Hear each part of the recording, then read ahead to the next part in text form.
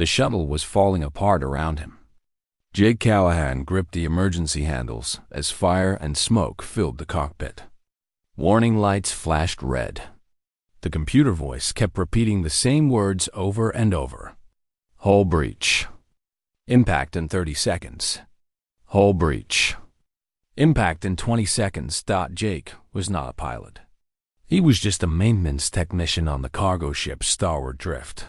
He fixed broken pipes and faulty wiring. He was not trained for this.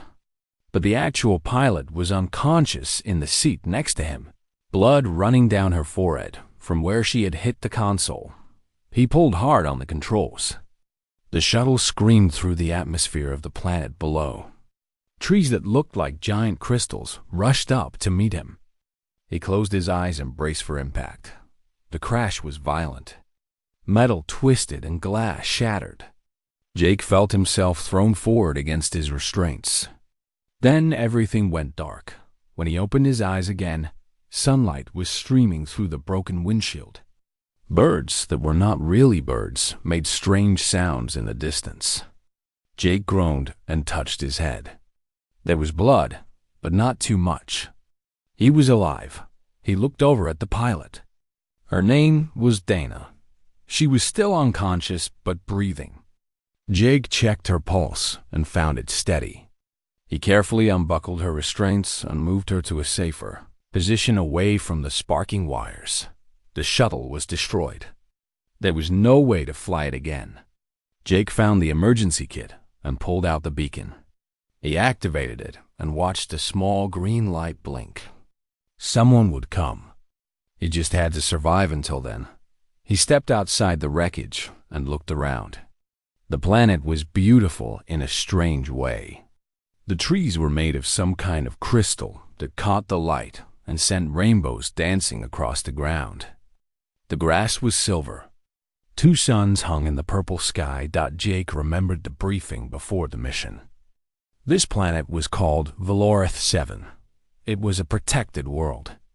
No one was allowed to land here without special permission. The planet was sacred to almost every alien species in the galaxy. This was the nesting ground of the Kithrani dragons. Jake felt his stomach drop. Dragons. Real dragons. Not the ones from old Earth stories, but actual living creatures that could fly through space and breathe fire hot enough to melt starship armor.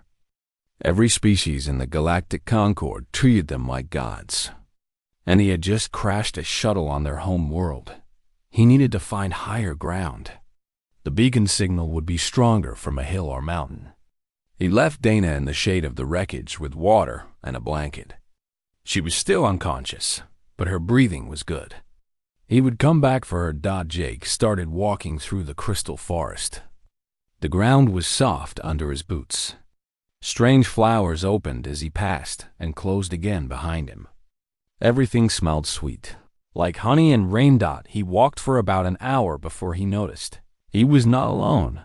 Something was following him. Jake stopped and turned around. At first he saw nothing. Then a small shape moved behind one of the crystal trees. It was watching him. Jake reached for the small knife on his belt. It would not do much against the dragon, but it was all he had. He waited. The shape moved again. Then it stepped out into the open, and Jake felt all the fear drain out of him. It was tiny. No bigger than a cat back on Earth. It had scales that shimmered between purple and gold as it moved. Small wings were folded against its back. Its eyes were the color of melted copper, bright and curious. It was a baby dragon. Hush. A THLING. It looked at Jake and made a small chirping sound. Then it took a step toward him.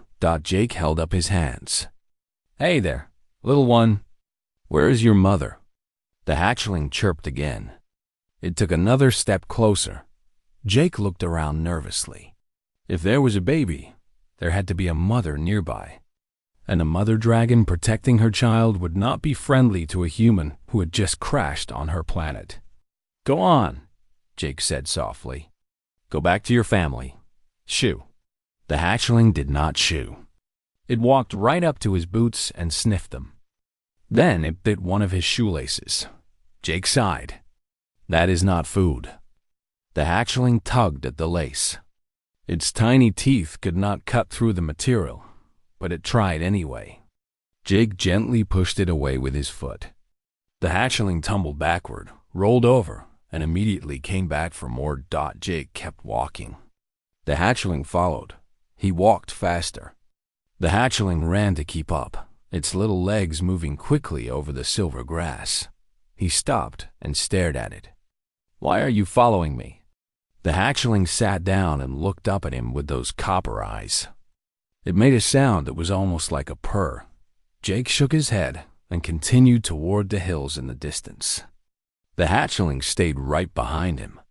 When he climbed over rocks, it climbed over rocks. When he pushed through thick bushes, it pushed through thick bushes. When he stopped to catch his breath, it stopped too and waited patiently. By mid-morning, the hatchling had grown bold. It no longer walked behind him. It walked beside him, sometimes bumping against his leg. It chirped and trilled as if it was trying to have a conversation. Jake found himself talking back. I do not know what you are saying, but you seem very excited about it. The hatchling chirped louder. When the suns reached their highest point in the sky, Jake decided to rest. He sat down on a flat rock and pulled out a ration bar from his pocket. It was dry and tasteless, but it was food. The hatchling watched him eat with intense interest. Jake sighed. He broke off a small piece and held it out. Here, but just a little. The hatchling sniffed the piece, then gobbled it up. It looked at Jake and chirped happily. You are welcome, Jake said. When he finished eating, he started to stand up. But he could not move his feet. He looked down. The hatchling had curled up directly on top of his boots. Its small body was warm against his feet. Its eyes were closed. It was making that purring sound again, soft and content. Jake stared at it for a long moment. Then he laughed quietly and shook his head. Fine, he said. I guess we are doing this together. The hatchling purred louder, and Jake sat back down. He could wait a few more minutes. The beacon was still blinking. Help would come eventually. And until then, he supposed having a tiny dragon sleeping on his feet was not the worst thing that could happen. The twin suns moved slowly across the purple sky. And somewhere in the distance, something ancient stirred in its sleep. 3 days passed on Valor 7. Jake had built a small shelter from the wreckage of the shuttle. Dana had woken up on the second day with a terrible headache but no serious injuries. She was resting now, gaining her strength back slowly, and the hatchling had not left. Jake sighed for even a moment. He had named her Ember. It felt right. Her scales caught the light of the twin suns and glowed like burning coals. She slept on his feet at night. She followed him when he searched for water. She sat next to him when he ate and waited for her. Small share of the ration bars. Dana watched them from the shelter one morning. It is strange, she said. I have never heard of a dragon acting this way. Jake scratched behind Ember's small ears. The hatchling closed her eyes and made that purring sound. Maybe she is just lonely. Dragons are not lonely, Dana said. They are the most feared creatures in the galaxy. Every species worships them. The Valithi have spent 10,000 years trying to communicate with them. They have never succeeded. Jake shrugged. She seems to like me. Dana shook her head slowly. That is exactly what worries me. On the fourth morning, the rescue team arrived. Jake heard the ship before he saw it.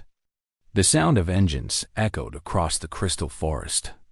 He grabbed Ember and held her close to his chest as he watched a sleek silver vessel descend from the purple sky. The ship landed in a clearing near the crashed shuttle. A ramp extended and figures began to walk down. They were tall and thin, with bodies like insects. Their skin was a deep blue, and their eyes were large and black. They wore robes of white and gold. Jake recognized them from the briefings. They were Valithi. The species that had devoted their entire civilization to studying the Kithrani, dragons. The leader of the group stepped forward. He was taller than the others, with markings on his robes that suggested high rank. He looked at Jake with those large black eyes. "I am Counselor Zithric," he said. His voice was soft and clicking, translated through a device on his collar. "We received your emergency beacon. We are here to rescue you." Jake nodded. "Thank you. My crewmate Dana is injured. She needs medical attention." Zithric gestured to two of his companions, who moved toward the shelter. Then his eyes dropped to the creature in Jake's arms. He stopped moving. His whole body went still. The other Valithi noticed too. One by one, they froze and stared at Ember with expressions that Jake could not read on their alien faces. Zithric took a slow step forward. "Human, what is that creature in your arms?" Jake looked down at Ember. She was awake now, watching the Valithi with curious copper eyes. "She is a dragon hatchling. She's been following me since I crashed. I could not get her to leave." Zithric made a strange clicking sound. "That is not just any hatchling. Look at her markings. Look at the pattern on her wings."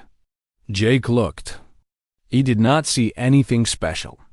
Just purple and gold scales. Just tiny folded wings.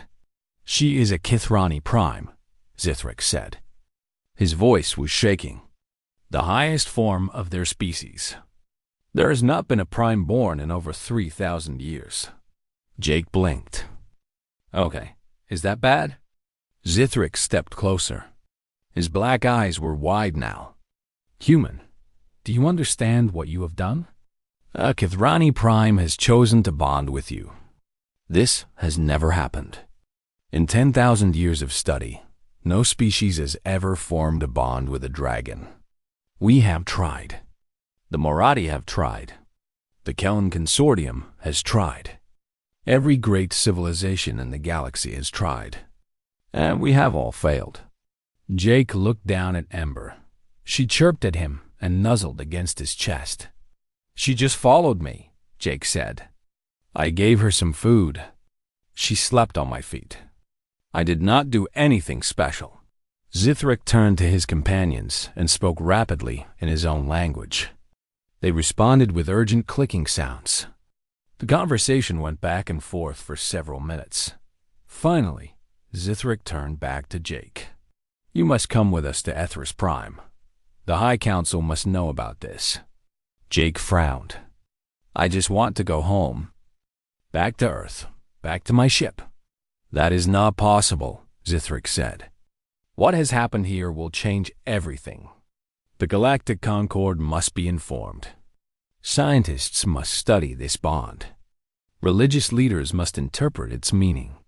You are now the most important human in the galaxy." Jake felt his stomach sink. He did not want to be important. He was a maintenance technician. He fixed broken things. He liked his quiet life on the Star Drift, eating bad food in the mess hall and playing cards with the other crew members. But he looked down at Ember, and she looked up at him. Her copper eyes were warm and trusting. She made a soft sound and pressed closer to him. Jake sighed. "Fine, but she comes with me." Zithric nodded quickly. "Of course. We would not dream of separating you." They loaded Dana onto a medical stretcher and carried her into the silver ship. Jake followed, with Ember still cradled in his arms. The Valithi crew members stared at him as he walked past. Some looked curious. Some looked afraid. A few looked at him with something that might have been anger. Jake sat in a passenger seat and strapped himself in. Ember crawled down from his arms and curled up on his feet, just like she always did. She closed her eyes and began to purr. The ship lifted off from Valorith 7 and climbed toward the stars. Zithric sat across from Jake, watching him carefully. "May I ask you something, human?" Jake nodded. "Why do you think she chose you? Of all the beings in the galaxy, why you?" Jake thought about it. He thought about the crash and the long walk through the crystal forest. He thought about the tiny hatchling following him over rocks and through bushes. He thought about sharing his ration bar and letting her sleep on his boots. "I do not know," he said finally. "I just treated her like she was alive, like she mattered. I did not try to catch her or control her. I just let her follow me." Zithrik was quiet for a long moment. His large black eyes blinked slowly. "Perhaps," he said softly, "that is exactly why." The ship jumped to hyperspace, and the stars stretched into lines of light. Jake closed his eyes and tried to rest. He had a feeling that the days ahead would not be easy, but at least he was not alone. He could feel Ember's warmth on his feet, steady and constant. Whatever was coming, they would face it together. Ethris Prime was the center of the galaxy. Every species that mattered had an embassy there. Every trade route passed through its space. Every important decision was made in its great halls. Jake had never felt more out of place in his life. They had given him fancy clothes to wear, white and silver robes that felt too smooth against his skin. They had given him a room in a tower that looked out over the endless city. They had given him servants who brought him food he could not pronounce and drinks that tasted like flowers, but they would not let him leave. Ember had grown since they arrived.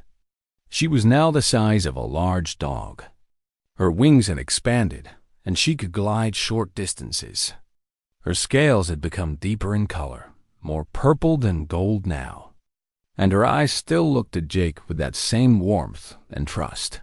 Every day, scientists came to study them. They scanned Jake with machines. They took samples of his blood and hair. They asked him hundreds of questions about his childhood, his dreams, his fears. They watched him eat and sleep and walk around his room. Every day, politicians came to stare at them. Ambassadors from species Jake had never heard of stood at a safe distance and whispered to each other. Some bowed their heads in respect. Others looked at Jake with jealousy burning in their alien eyes. Every day, religious leaders came to pray. The Moratti monks chanted songs in a language that sounded like wind. The Kellen priests burned incense that smelled of metal and ice. The Valithi scholars read from ancient books and wept at words Jake could not understand. And through it all, Ember stayed by his side. She slept on his feet at night. She walked beside him during the day. She growled softly whenever someone got too close or spoke too loud. Jake was tired. He missed his sister Katie back on Earth. He missed his cramped bunk on the starward drift. He missed the simple life of fixing broken machines and playing cards with friends. One evening, a knock came at his door.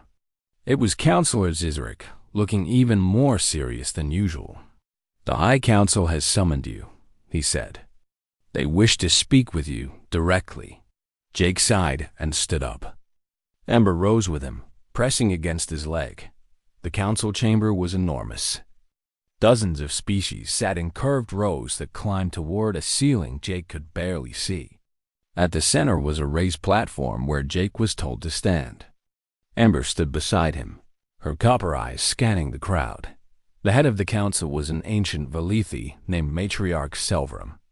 Her body was bent with age, and her voice cracked when she spoke. "Human called Jake Callahan," she said. "You have been granted an honor that no being has received in the history of our galaxy. A Kithrani Prime has chosen you as her bondmate. Do you understand what this means?" Jake shook his head. "Not really." Whispers spread through the chamber. Some sounded shocked. Others sounded amused. The matriarch continued.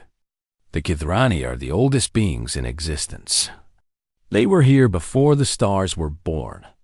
They seeded life across the galaxy. They have watched civilizations rise and fall.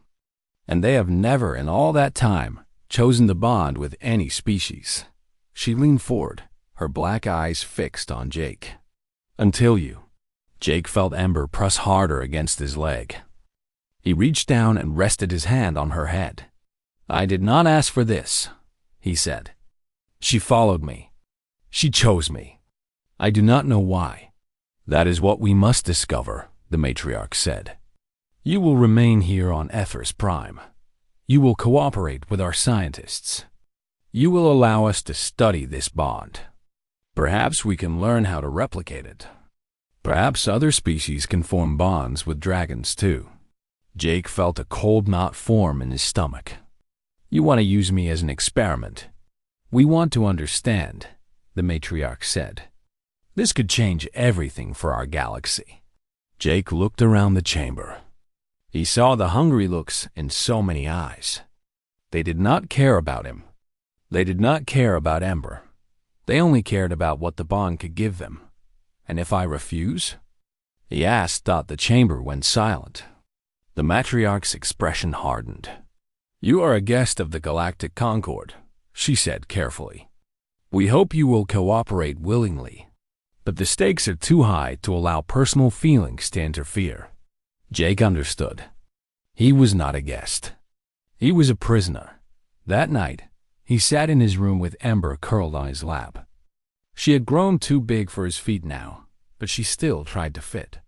Jake stroked her scales and stared out the window at the lights of the city.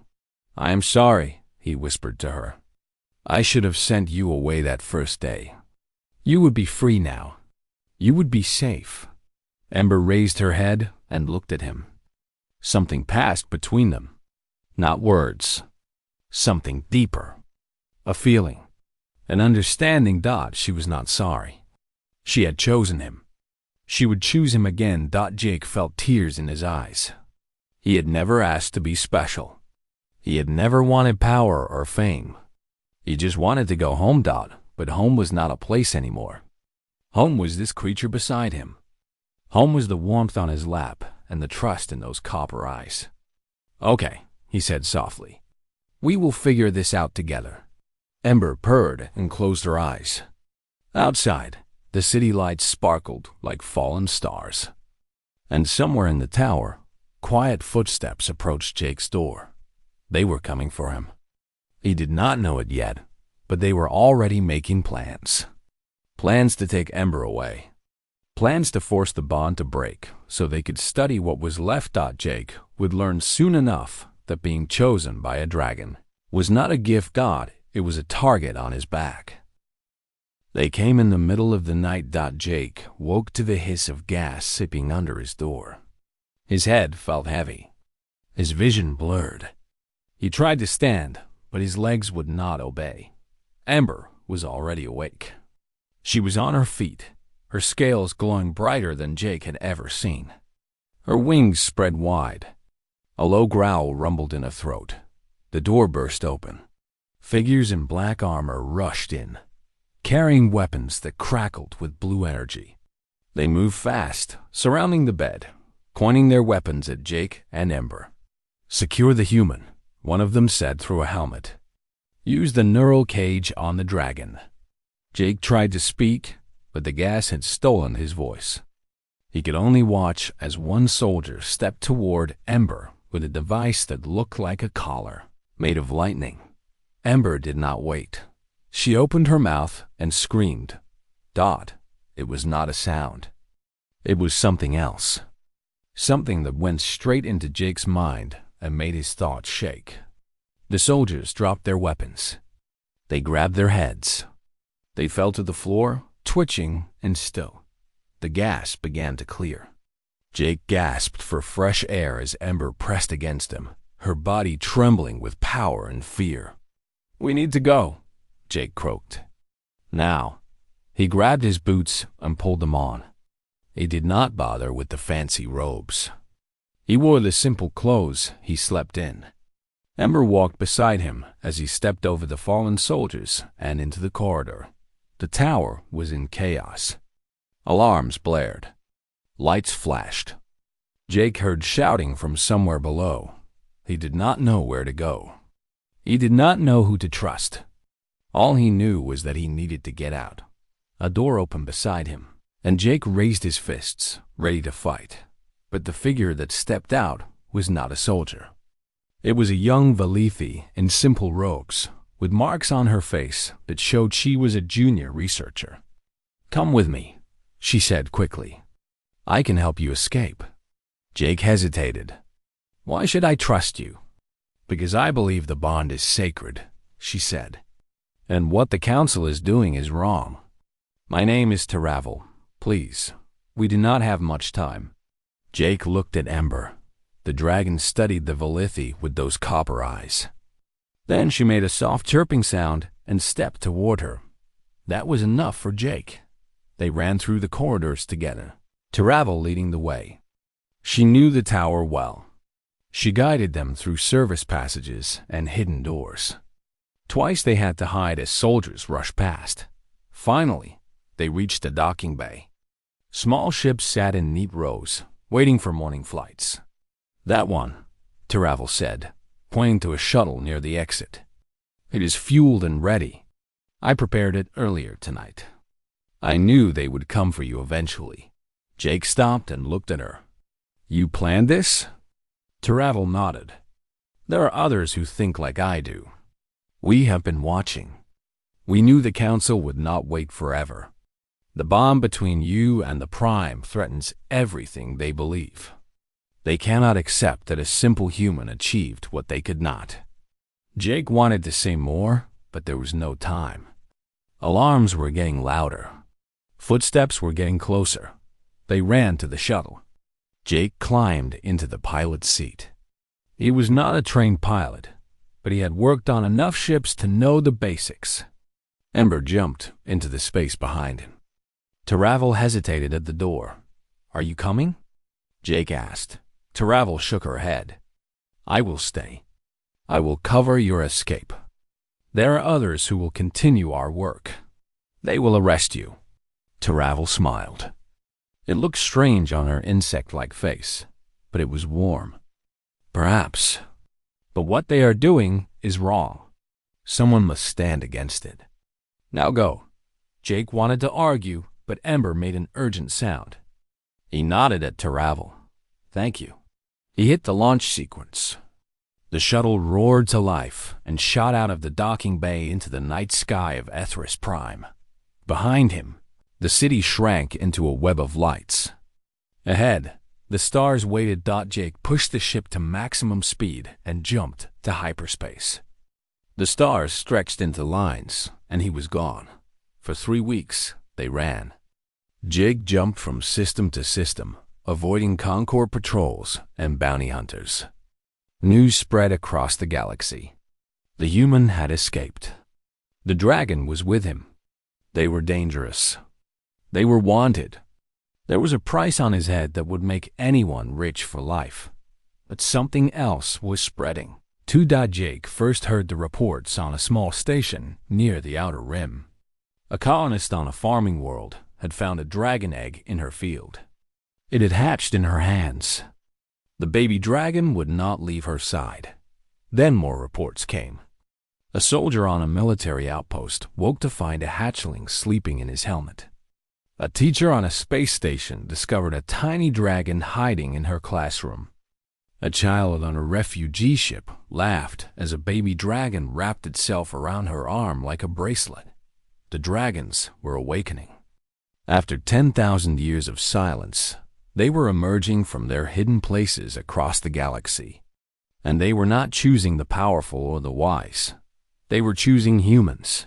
Jake sat in his shuttle, reading the reports with trembling hands. Ember rested her head on his shoulder, purring softly. "It is not just us anymore," he whispered. "They are choosing our people. All of us." Ember made a sound that felt like agreement. Through their bond, Jake sensed something vast and ancient stirring, something that had been sleeping for a very long time. He set a new course. He knew where he needed to go. Back to where it all began. Back to Valoris 7. The crystal forest of Valoris 7 looked different now. The trees still sparkled in the light of the twin suns. The grass was still silver.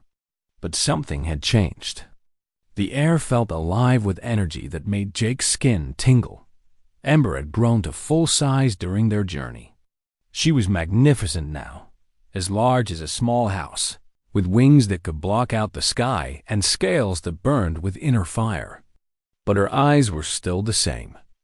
Warm copper, full of trust, looking at Jake like he was the center of the universe. Jake walked through the forest with Ember beside him. He did not know exactly where he was going, but Ember did. She guided him deeper into the crystal wilderness, past places no one had ever seen. They walked for hours. The suns moved across the purple sky. The forest grew denser, the crystals larger and older. Some of the trees were so big that Jake could have built a house inside their trunks. Finally, they reached a cave. It was not a normal cave. The entrance was carved with symbols that glowed with soft light. The air that came from inside was warm and smelled like ancient fire. Ember lowered her head and made a sound Jake had never heard before. It was gentle, respectful, almost like a prayer. Jake understood. They had arrived. He walked into the cave with Ember behind him. The passage was wide enough for both of them. The walls glowed with the same symbols, lighting their way deeper and deeper into the heart of the planet. After what felt like forever, the passage opened into a chamber so vast that Jake could not see its edges. And in the center of the chamber, coiled around a pillar of pure crystal, was the largest living creature Jake had ever seen. The Dragon Mother. She was ancient beyond measure. Her scales were black as space, dotted with lights that looked like stars. Her eyes were closed. Her breath came slow and deep, each exhale sending waves of heat across the chamber. Jake fell to his knees. He did not mean to. His body simply could not stand in the presence of something so old and powerful. Ember walked forward and touched her nose to the great dragon's snout. For a long moment, nothing happened. Then the Dragon Mother opened her eyes. They were not copper like Ember's. They were white, pure, and blinding, like looking at a sun. But Jake did not look away. He could not. A voice filled his mind. It was not a sound. It was a thought, a feeling, a memory all at once. "Little human," the voice said, "you have come far." Jake tried to speak, but no words came out. "I have watched you," the voice continued. "I have watched you since the moment my child found you in the forest. I have watched you share your food with her. I have watched you let her sleep on your feet. I have watched you protect her with nothing but kindness in your heart." Jake finally found his voice. "I did not do anything special. I just treated her like she mattered." The Dragon Mother made a sound that shook the chamber. It took Jake a moment to realize she was laughing. "That is exactly what makes you special, little human. You did not try to capture her. You did not try to worship her. You did not try to use her for power. You simply sat beside her and shared what you had. Do you know how rare that is?" Jake shook his head. "We have been waiting," the Dragon Mother said. "For 1,000,000 years, we have been waiting. We seeded life across this galaxy. We watched species rise and build great civilizations. We watched them reach for the stars. And we waited for one that would see us as equals, not as gods or weapons or tools." Her great eyes blinked slowly. "Every species has tried to bond with us. They came with prayers and sacrifices. They came with technology and tricks. They came with demands and threats. But none of them simply sat beside us and shared a meal. None of them treated us like living beings who deserve kindness. Until humans," Jake whispered. "Until humans," the Dragon Mother agreed. "Your species is chaos. You fight among yourselves. You make terrible mistakes. You are loud and messy and confusing. But you have something the others lack. You have warmth without conditions. You care for creatures that cannot give you anything in return. You form bonds simply because it feels right." Jake thought about his sister Katie and her collection of stray cats. He thought about his grandmother who used to feed the birds in her garden every morning. He thought about all the humans across Earth who loved their pets like family. "We have chosen your species," the Dragon Mother said. "The awakening has begun. Dragons across the galaxy are seeking out humans. We will bond with you. We will grow with you. We will face the future together." Jake felt tears rolling down his cheeks. "I am just a maintenance technician. I fix broken things. I am not a leader or a hero." "That is exactly why you were chosen," the Dragon Mother said gently. "Heroes seek glory. Leaders seek power. But you, Jake Callahan, you sought only to help a lost creature find its way. That is the purest fire of all." Ember pressed against Jake, and he wrapped his arms around her neck. She was so big now, but she still felt like the tiny hatchling who had followed him through the crystal forest. "What do I do now?" Jake asked. "Go home," the Dragon Mother said. "Take my child with you. Show your people what we are. Not gods. Not weapons. Friends. Family." Jake nodded slowly. He understood. He said goodbye to the Dragon Mother and walked back through the glowing passage with Ember beside him. When they emerged from the cave, the twin suns were setting, painting the sky in shades of orange and red. They flew together for the first time. Jake climbed onto Ember's back, and she spread her great wings and lifted them into the sky. The crystal forest shrank below them. The planet became a ball of purple and silver. Then the stars surrounded them, and Jake laughed with pure joy. They traveled to Earth. Jake landed in the backyard of a small house in rural Ohio. It was evening there, and the first stars were coming out. The house was old but well kept, with a garden full of flowers and a porch light glowing warm. The front door opened, and a woman stepped out. She had dark hair and freckles, and the same green eyes as Jake. She stared at the dragon in her backyard with her mouth hanging open. "Jake?" she said. "What did you do?" Jake slid off Ember's back and grinned at his sister. "Hey, Katie. I know I said I would bring you souvenirs from space." Katie looked at the massive dragon, then back at her brother. "This is not a souvenir. This is a building-sized lizard." Ember made a huffing sound that might have been offended. "She is not a lizard," Jake said. "She is a Kithrani Prime, and she followed me home. Can I keep her?" Katie stared at him for a long moment. Then she started laughing. She laughed until tears ran down her face. And then she walked forward and hugged her brother tight. "You always were trouble," she said. "Behind them." Ember settled down in the garden, careful not to crush the flowers. She curled up and rested her head on the ground. And across the sky, more shapes were descending. Dragons of every size and color, coming down from the stars to meet the humans who had been chosen. Children ran outside to greet them. Families stepped onto their porches and watched in wonder. The whole world was changing. Jake sat on the porch with Katie and watched the dragons land across the neighborhood. Ember's great copper eyes found him, and she made that purring sound, soft and content. Some things never changed. She had chosen his feet as her home on that first morning in the crystal forest. And even now, massive and powerful and ancient, she still looked at him like he was the only thing in the universe that mattered. Jake smiled and leaned back in his chair. It was good to be home.